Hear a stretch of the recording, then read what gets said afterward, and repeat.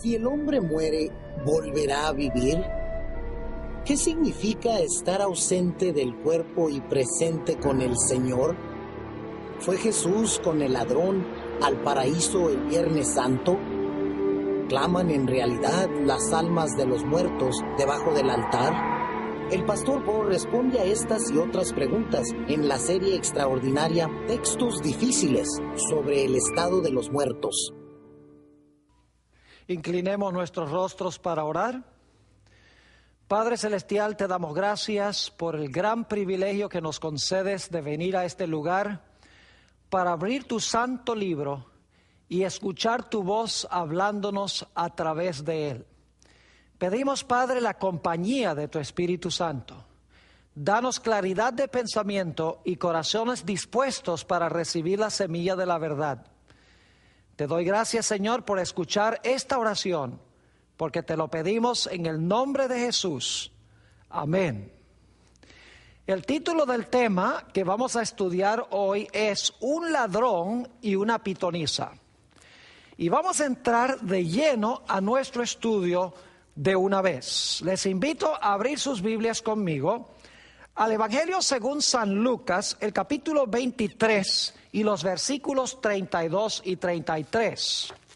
Aquí encontramos el hecho de que cuando Jesús fue crucificado, juntamente con él fueron crucificados dos ladrones.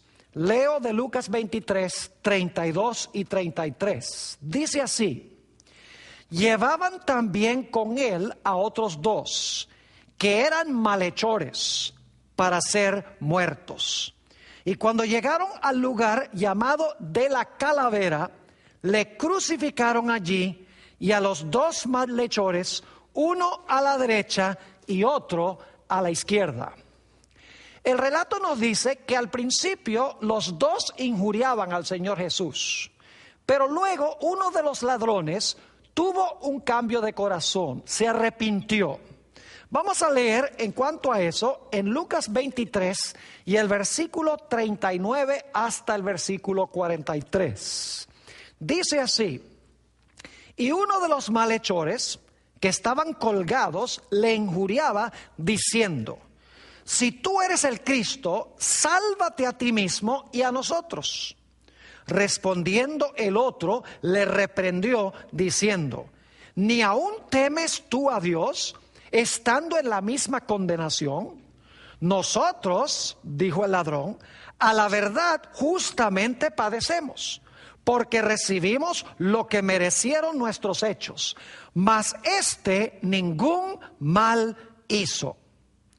Y dijo a Jesús, este ladrón penitente: acuérdate de mí cuando vengas en tu reino. Y ahora viene el versículo clave que queremos estudiar en la primera parte de nuestro tema de hoy. Versículo 43. Entonces Jesús le dijo: de cierto, te digo, que hoy estarás conmigo en el paraíso. Algunas personas toman este versículo 43 para indicar de que Jesús le estaba diciendo al ladrón que ese mismo día él junto con el ladrón iban a estar en el paraíso. Y eso parece decir este versículo. Nuevamente, noten lo que dijo Jesús a este ladrón. Entonces Jesús le dijo: de cierto te digo que hoy estarás conmigo en el paraíso. Alguno dirá, ahí está claro que Jesús estaba enseñando que él y el ladrón iban a estar juntos en el paraíso. Lo que quiero decirles es que en el Nuevo Testamento los escritos originales no tienen signos de puntuación. Es decir, no tienen puntos, ni comas, ni signo de exclamación, ni signo de pregunta o de interrogación, etc. Es decir, que los traductores han colocado los signos de puntuación a donde ellos creen que deben estar. Ahora, dependiendo de dónde uno coloque una coma en el versículo 43, cambia el sentido del versículo. Notemos dos posibilidades de traducción en el versículo 43.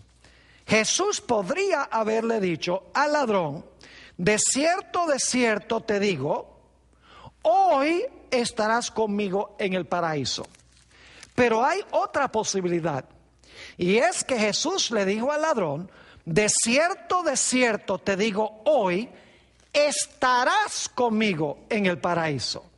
Es decir, que si se coloca la coma después de la palabra digo, de cierto te digo, hoy estarás conmigo en el paraíso, significaría que Jesús ese mismo día le estaba diciendo al ladrón que iba a estar en el paraíso con él.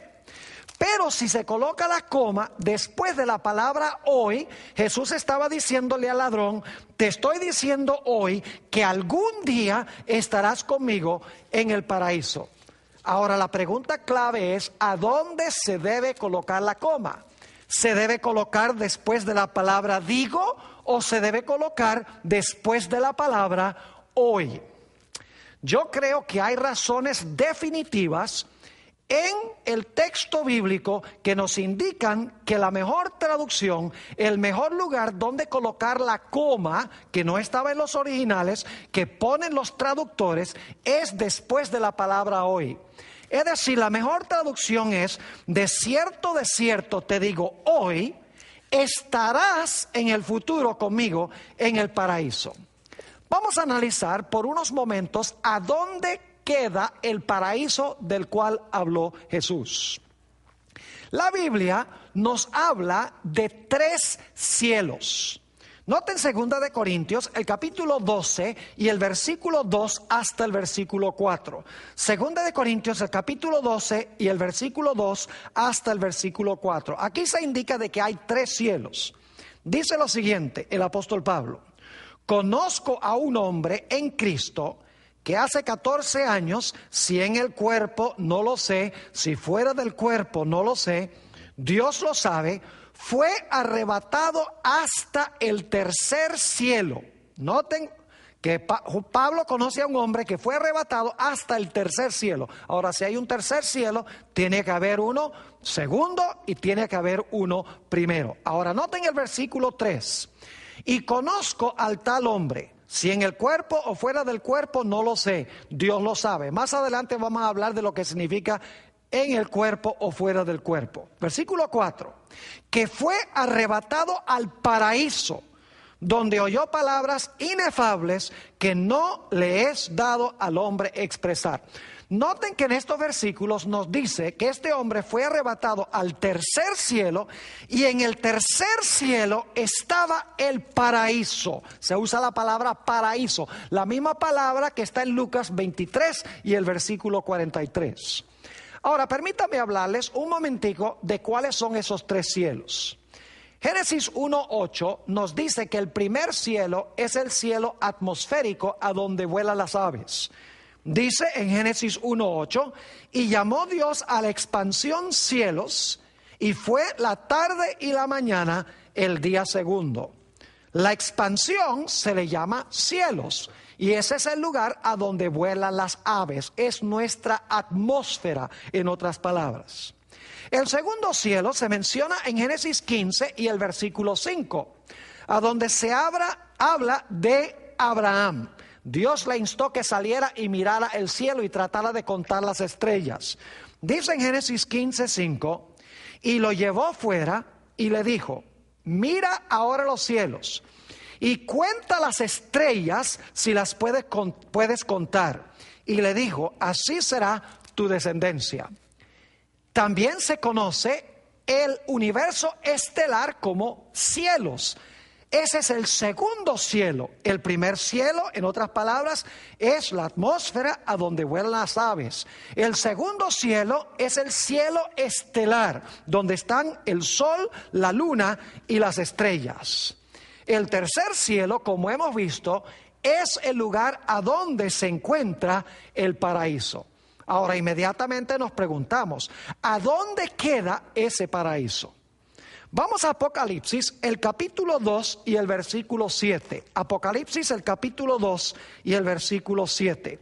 Aquí se está hablando de el árbol de vida que queda en el paraíso de Dios. Dice allí en Apocalipsis 2:7, el que tiene oído, oiga lo que el Espíritu dice a las iglesias. Al que venciere, yo le daré a comer del árbol de la vida, escuchen bien, el cual está en medio del paraíso de Dios.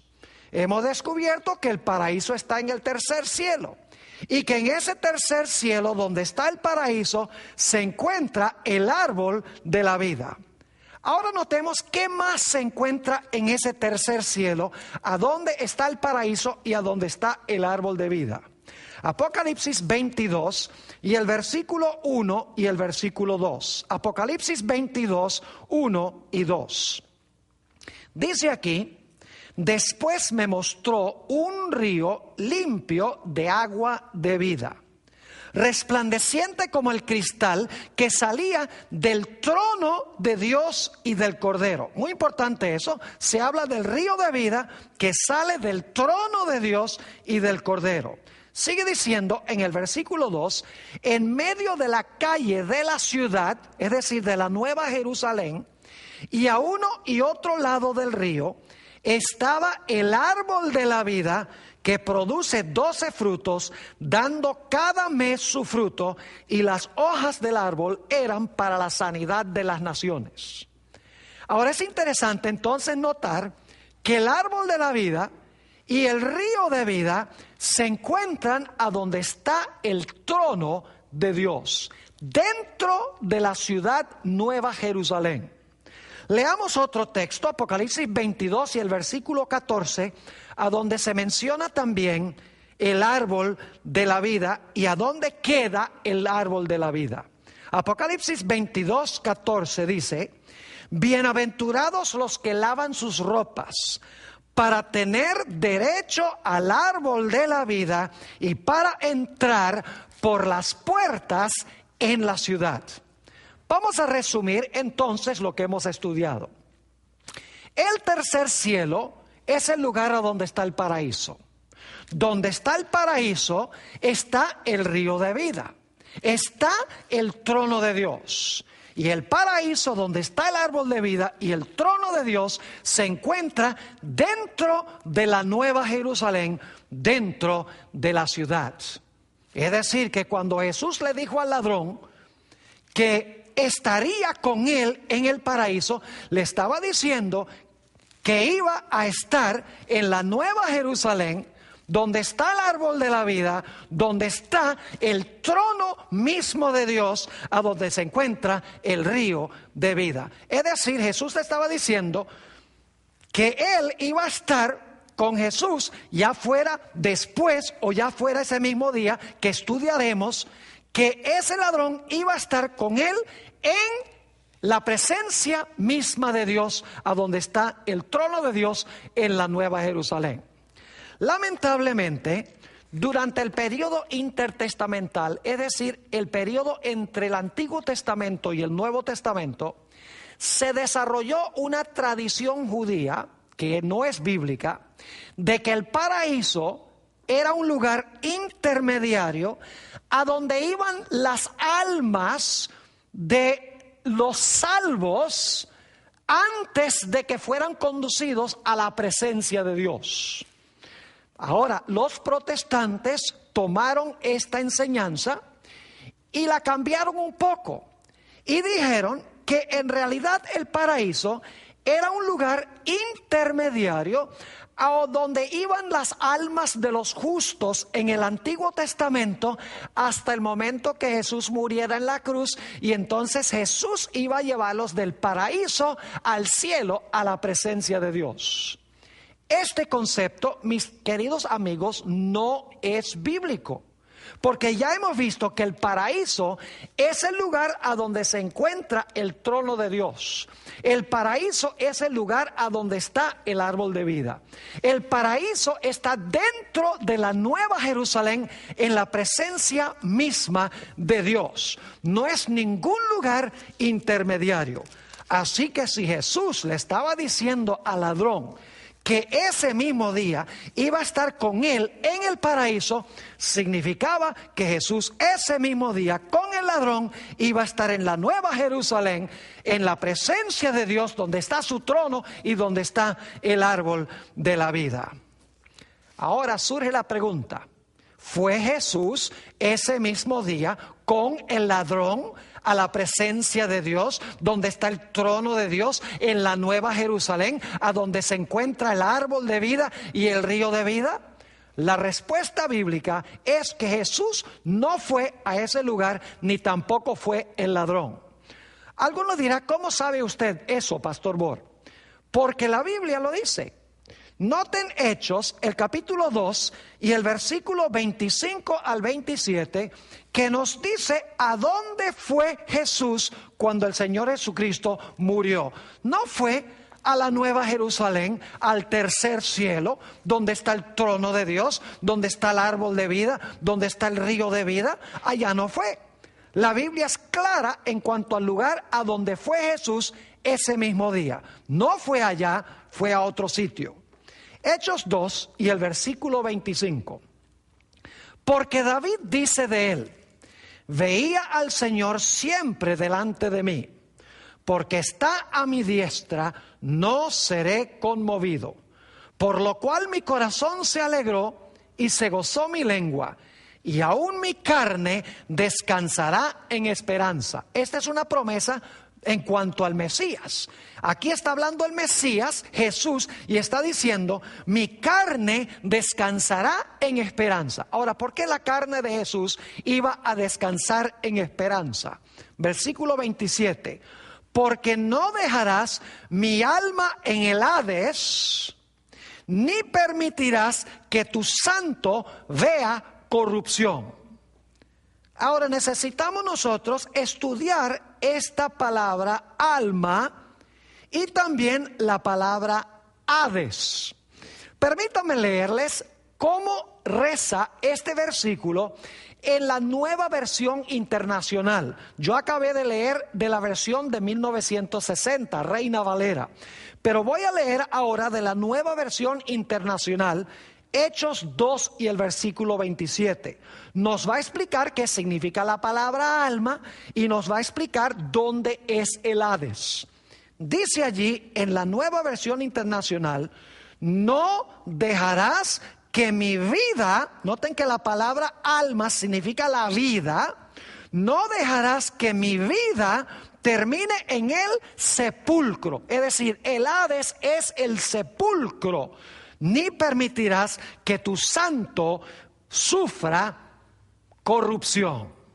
Es decir, la Nueva Versión Internacional, que es una de las más usadas en el mundo cristiano hoy, nos dice que la palabra alma significa la vida de la persona. Más adelante vamos a tener un tema donde estudiaremos lo que significa el alma en la Biblia y lo que significa la palabra Hades. Pero vale decir por ahora que la palabra alma aquí sencillamente significa la vida de la persona y el Hades significa el sepulcro. Es decir, el Señor Jesucristo en este salmo está diciendo que Dios no iba a dejar su vida allí en el sepulcro. Dicho sea de paso, en la versión Reina Valera de 1960 se traduce la palabra Hades con la palabra sepulcro en 1 Corintios el capítulo 15 y el versículo 55. Allí dice: ¿dónde está, oh sepulcro, tu victoria? Es decir, este texto nos está diciendo que el Señor Jesucristo ese día no fue al tercer cielo, a donde está el trono de Dios, a donde está el árbol de la vida, sino que fue al sepulcro. Ahora, quiero que noten en Juan 19, 31 al 34, que el ladrón ni siquiera se murió ese mismo día. ¿Cómo podría haber ido con Jesús al paraíso ese día si el ladrón ni siquiera se murió ese día? Juan 19, 31 al 34 dice: entonces los judíos, por cuanto era la preparación de la Pascua, a fin de que los cuerpos no quedasen en la cruz el día de reposo, pues aquel día de reposo era de gran solemnidad, rogaron a Pilato que les quebrasen las piernas. Es decir, vamos a quebrarle las piernas a estos tres que están en las cruces y fuesen quitados de allí.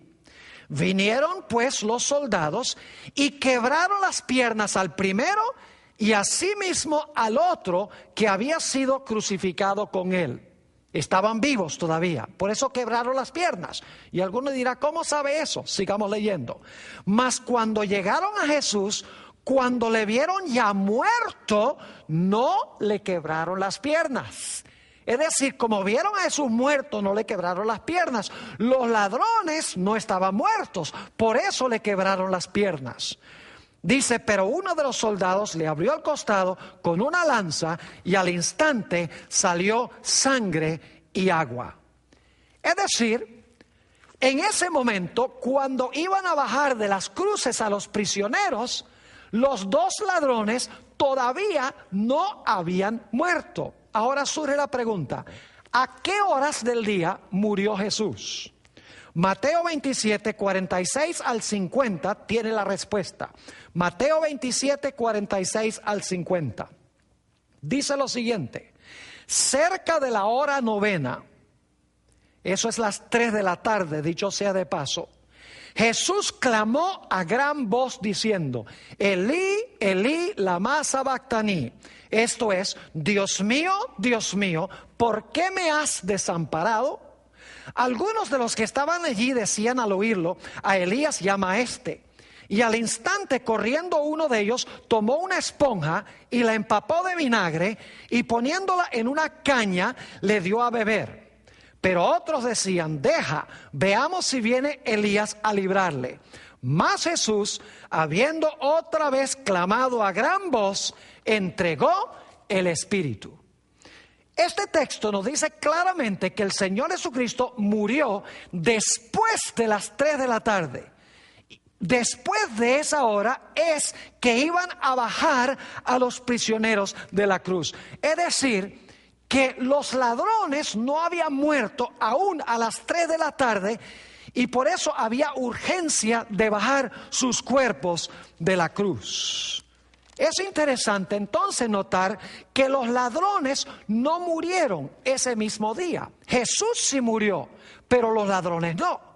Y ya hemos visto que Jesús ese día fue al sepulcro porque Dios no iba a dejar su vida en el sepulcro. Es decir, que según la Biblia, Jesús no fue al paraíso ese día, ni tampoco el ladrón fue al paraíso ese día. Porque el ladrón penitente no había muerto y Jesús no fue al paraíso, sino que fue al sepulcro. Ahora, yo quiero comprobarles bíblicamente que el Señor Jesucristo no fue a donde su Padre en el momento de su muerte.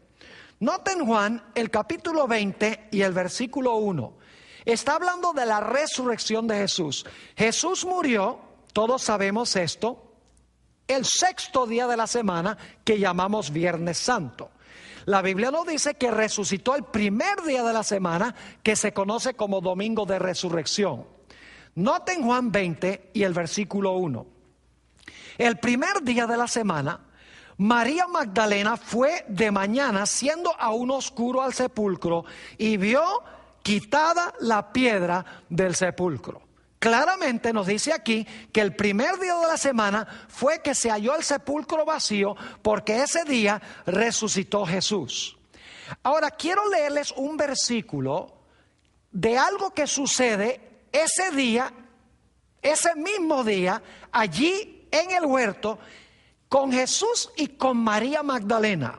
Juan 20 y el versículo 17. Jesús se encuentra con María Magdalena y María Magdalena quiere tocar a Jesús. Y fíjense lo que le dijo el maestro. Juan 20, 17. Jesús le dijo, no me toques, porque aún no he subido a mi Padre. ¿Cómo es la cosa? Jesús dice, el primer día de la semana cuando resucitó, dice, aún no he ascendido a mi Padre, no me toques. ¿Cómo ¿cómo es entonces que el Señor Jesucristo supuestamente se fue al cielo el Viernes Santo a la presencia de su Padre, cuando nos dice que el día de la resurrección Jesús le declaró a María Magdalena que todavía no había ido para estar con su Padre? Es muy obvio por todas estas evidencias bíblicas que Jesús no fue a la presencia de su Padre ese mismo día en el paraíso, ni el ladrón tampoco fue ese mismo día al paraíso. Otro punto interesante es que el pedido del ladrón no fue que pudiera ir ese mismo día con Jesús al paraíso. Note lo que dice en el Evangelio según San Lucas, el capítulo 23 y el versículo 42. Lucas 23, 42. Note lo que le dijo el ladrón a Jesús: acuérdate de mí cuando vengas en tu reino. Otras versiones dicen cuando entres en tu reino. Yo pregunto, ¿cuándo fue que Jesús entró en su reino? Mis queridos amigos, Jesús no entró en su reino, sino hasta que ascendió 40 días después de la resurrección. Y si esto significa cuando vengas en tu reino, pues Jesús no viene en su reino, sino hasta su segunda venida. Es decir, el ladrón no le estaba pidiendo a Jesús ir ese mismo día allá al paraíso, sino que le estaba diciendo a Jesús: cuando entres en tu reino o cuando vengas en tu reino, acuérdate de mí y sálvame. En realidad, Jesús estaba usando un modismo muy común que se usaba en la mentalidad hebrea. Noten Deuteronomio, el capítulo 30 y el versículo 18. Deuteronomio 30 y el versículo 18 usa la misma clase de terminología. Jesús está diciendo: mira, hoy que tú estás en esa cruz colgado, que parece que no tienes esperanza, hoy cuando yo estoy aquí colgando en esta cruz, hoy te estoy diciendo, te estoy asegurando este día que estarás conmigo en el futuro, en el paraíso. Noten Deuteronomio 30, 18, cómo se usa esa misma idea que hoy va a pasar algo en el futuro. Dice aquí, hablando Moisés: yo os protesto hoy que de cierto pereceréis. Fíjense, les digo hoy que de cierto en el futuro pereceréis. No prolongaréis vuestros días sobre la tierra a donde vais, pasando el Jordán para entrar en posesión de ella. Es decir, que no podemos usar Lucas 23, 43 para enseñar que ese mismo día el alma de Jesús se fue al cielo y el alma del ladrón se fue al cielo. No dice nada de que el alma iba a ir, el alma de Jesús y el alma del ladrón. Ese mismo día no fueron allá. Así que la traducción correcta, el lugar donde debe ir la coma es: de cierto te digo, hoy estarás conmigo en el paraíso. Ahora vamos a nuestro segundo episodio de estudio. El episodio de la pitonisa de Endor. Déjenme darles un poquito de marco histórico. Resulta que la Biblia nos dice que el rey Saúl había pasado la mayor parte de su gobierno persiguiendo a David, que se había tornado en la mente de él en su enemigo. Y como se había enfocado tanto en perseguir a David, descuidó su reino. Y los filisteos tomaron gran ventaja, conquistaron gran territorio de Israel. Y ahora Saúl se dio cuenta que estaba perdiendo su territorio, estaba perdiendo su reino y estaba desesperado por saber qué iba a suceder con su reino en el futuro. Es decir, estaba turbado y asustado. Noten 1 de Samuel, el capítulo 28 y el versículo 5, donde se nos habla de la preocupación de Saúl porque estaba perdiendo su reino a manos de los filisteos. Dice ahí en 1 de Samuel 28 y el versículo 5: y cuando vio Saúl el campamento de los filisteos, tuvo miedo y se turbó su corazón en gran manera.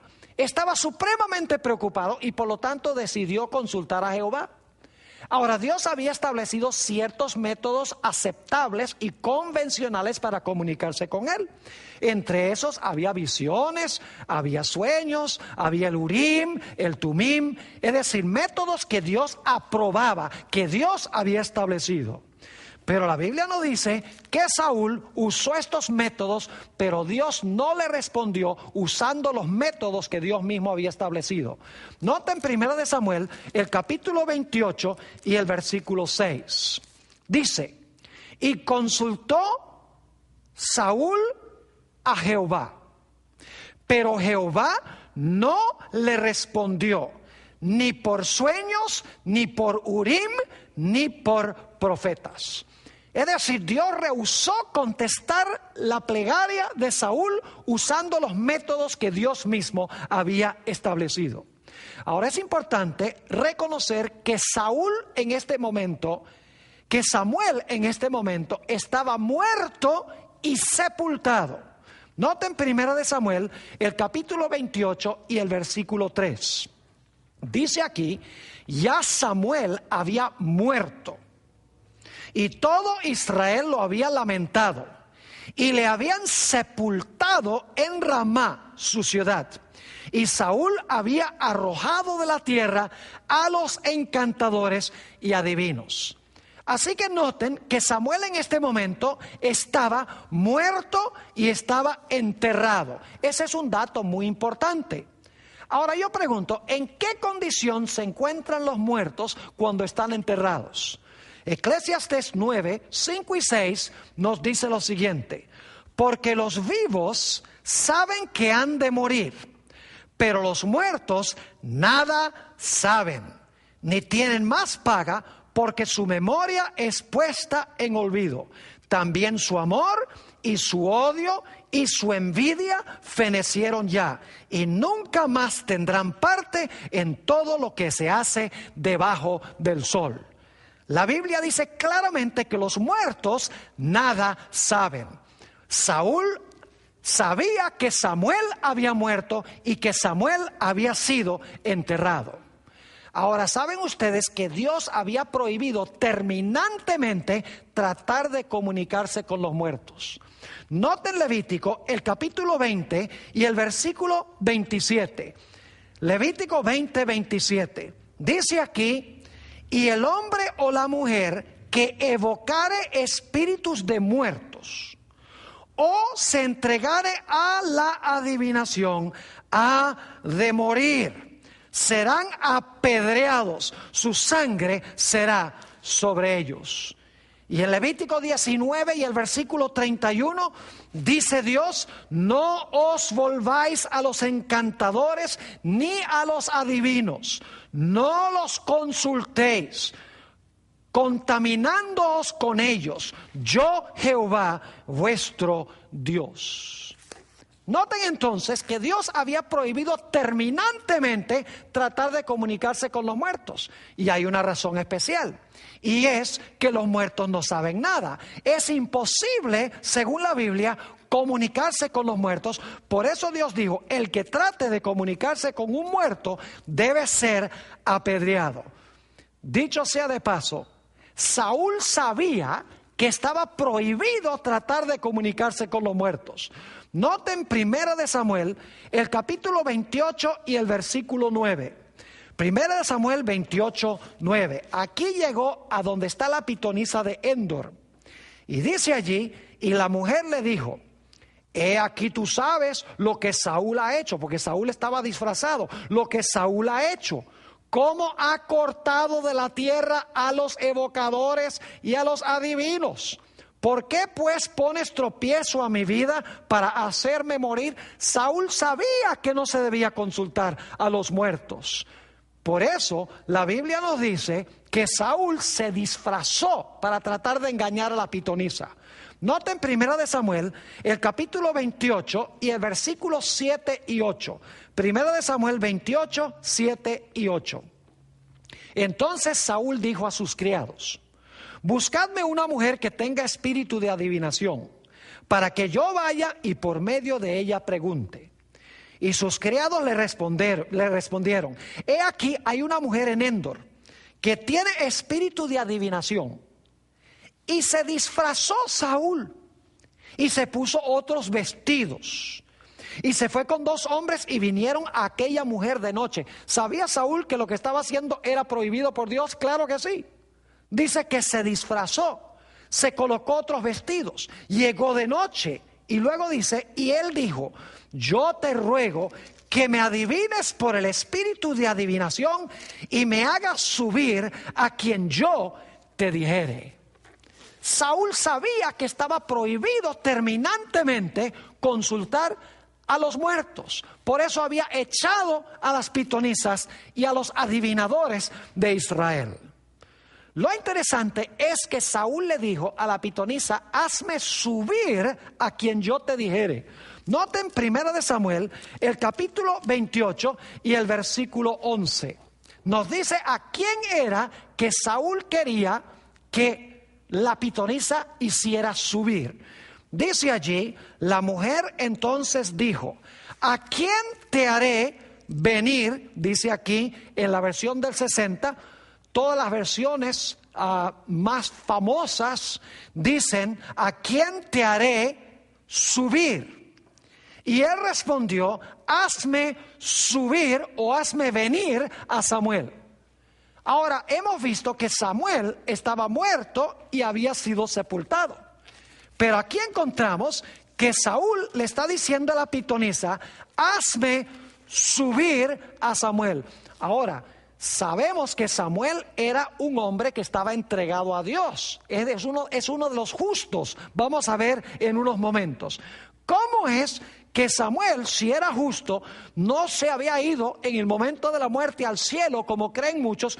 ¿Cómo es que iba a subir de donde se había ido por allá abajo? Esperaríamos que si se había ido al cielo, que debía bajar, no debía subir. Ahora se vuelve aún más interesante esta historia. En 1 Samuel 28 y el versículo 13, nos dice que cuando la pitonisa finalmente hizo subir al supuesto Samuel, vio algo muy interesante. 1 Samuel 28 y el versículo 13. La pitonisa descubre que ese hombre que le está pidiendo que le haga este favor es Saúl. Dice allí la mujer a Saúl, ¿por qué me has engañado? Pues tú eres Saúl. Y el rey le dijo, no temas, ¿qué has visto? Y ahora escuchen esto. Y la mujer respondió a Saúl, he visto dioses que suben de la tierra. ¿Cómo? ¿Veo qué? Dioses que suben de la tierra. ¿Qué está diciendo la pitonisa? La pitonisa está diciendo que Samuel es un dios, que cuando murió se convirtió en un dios. ¿Dónde se originó esta idea de que una persona puede ser como Dios y que no muere? Noten Génesis, el capítulo 3 y el versículo 4 y el versículo 5, la primera mentira de la historia. Entonces la serpiente dijo a la mujer, no moriréis, sino que sabe Dios que el día que comáis de él, serán abiertos vuestros ojos y seréis como Dios, sabiendo el bien y el mal. Es decir, Satanás le dijo a Eva, no vas a morir, sino que vas a ser como Dios. Aquí la pitonisa está diciendo, estoy haciendo subir a Samuel, porque Samuel en realidad no está muerto, como dice la Biblia, y está diciendo que Samuel que está subiendo es un Dios, porque ella dice, he visto dioses subiendo de la tierra. Ahora lo interesante es ver la forma en que esta pitonisa vio a Samuel, al supuesto Samuel. 1 Samuel, el capítulo 28 y el versículo 14 nos dice, hablando Saúl a la pitonisa, él le dijo, ¿cuál es su forma? Es decir, ¿cuál es la forma de este Dios que está subiendo de la tierra? Y ella respondió, un hombre anciano viene. Y una mejor traducción de todas las versiones que yo examiné en inglés, las más famosas, dicen, un hombre anciano sube, cubierto de un manto. Qué cosa interesante. Un hombre anciano, un viejo cubierto de un manto. ¿Saben que esa es la forma como los espiritistas en la antigüedad veían a los supuestos espíritus de los difuntos que subían? Los veían cubiertos de un manto y viejitos. Ahora, note lo que sigue diciendo. Saúl entonces entendió. Note que no dice que era Samuel, dice que Saúl entendió que era Samuel.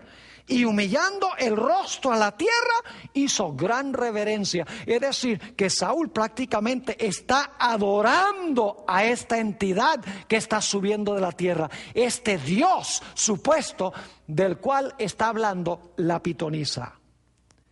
Ahora yo pregunto, ¿a dónde iba a ir Saúl el siguiente día después de esta conversación? La Biblia dice que Saúl iba a morir en la batalla.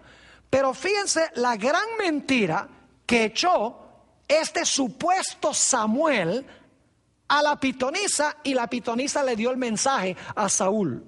Primera de Samuel, el capítulo 28 y el versículo 19. Dice allí: y Jehová entregará a Israel también contigo en manos de los filisteos. Es decir, tú, Saúl, vas a caer en manos de los filisteos. Y fíjense lo que dice el supuesto Samuel, que en realidad es un demonio disfrazado de Samuel. Dice: y mañana estaréis conmigo, dice este supuesto Samuel, mañana estaréis conmigo tú y tus hijos, y Jehová entregará también al ejército de Israel en mano de los filisteos. Qué raro que este supuesto Samuel le esté diciendo a Saúl: mira, mañana tú vas a estar en el mismo lugar a donde estoy yo. Entonces, ¿qué? ¿Los justos y los impíos van al mismo lugar cuando mueren?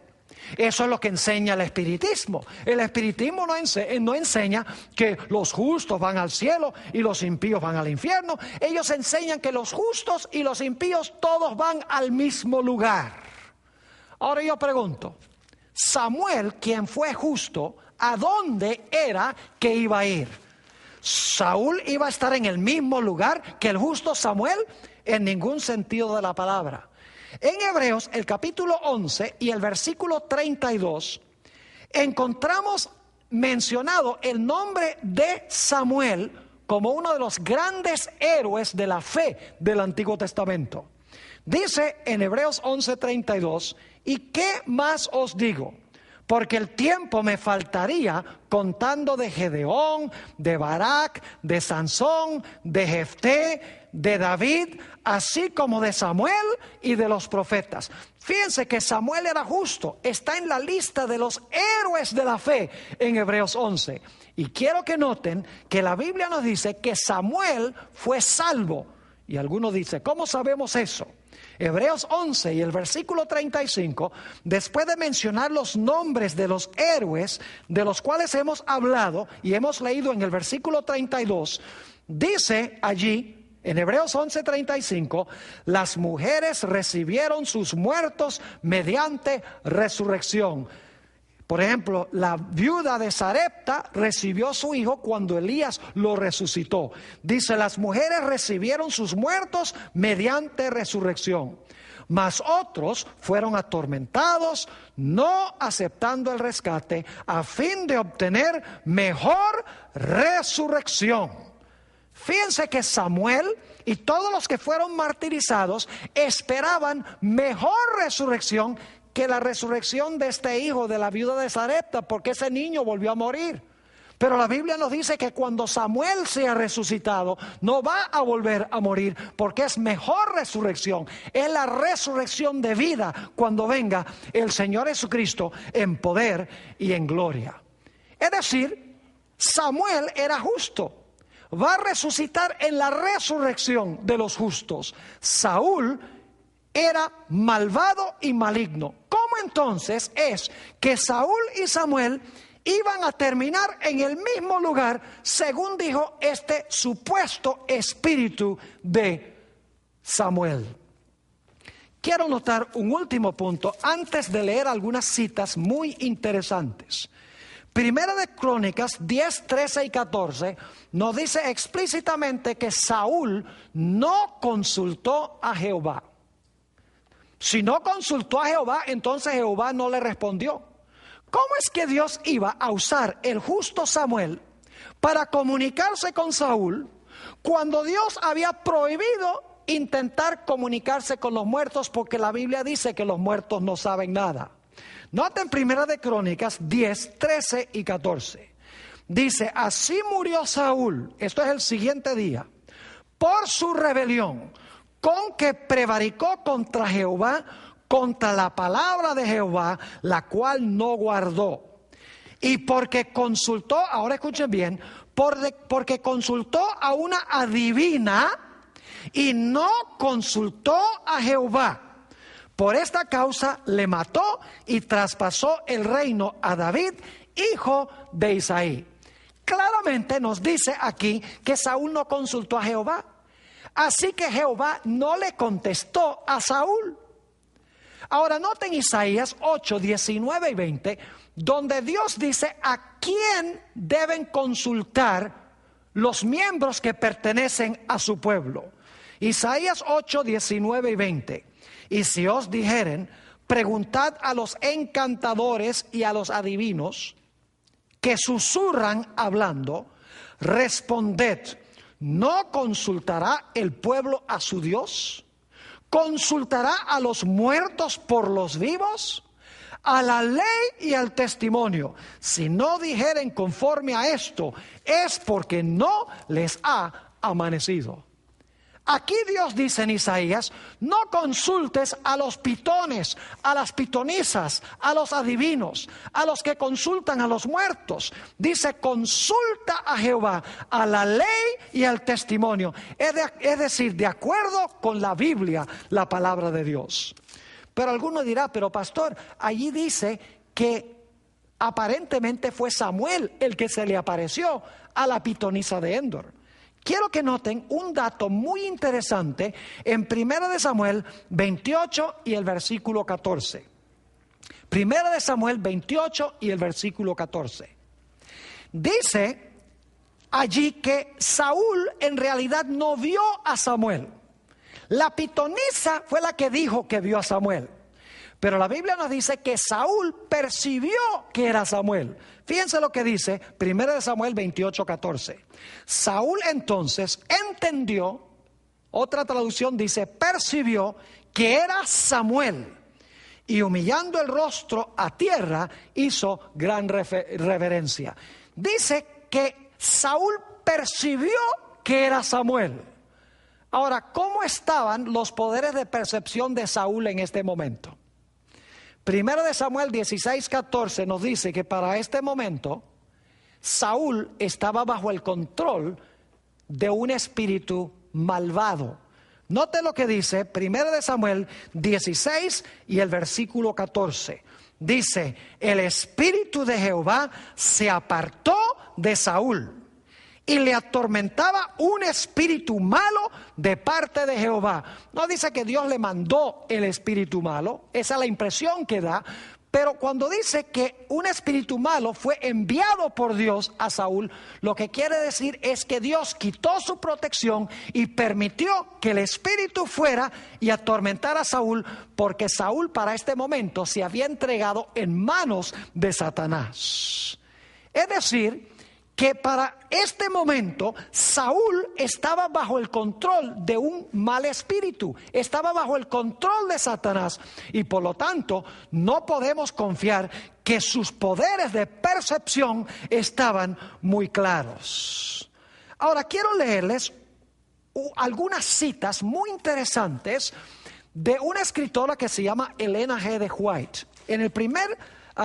La primera cita se encuentra en el libro Conflict and Courage, página 172. Yo traduje esta cita. Está hablando de la experiencia de la pitonisa de Endor.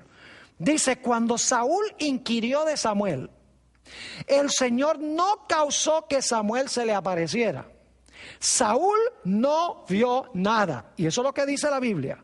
No se le permitió a Satanás que perturbara el descanso de Samuel en el sepulcro para hacerle subir en realidad ante la pitonisa de Endor.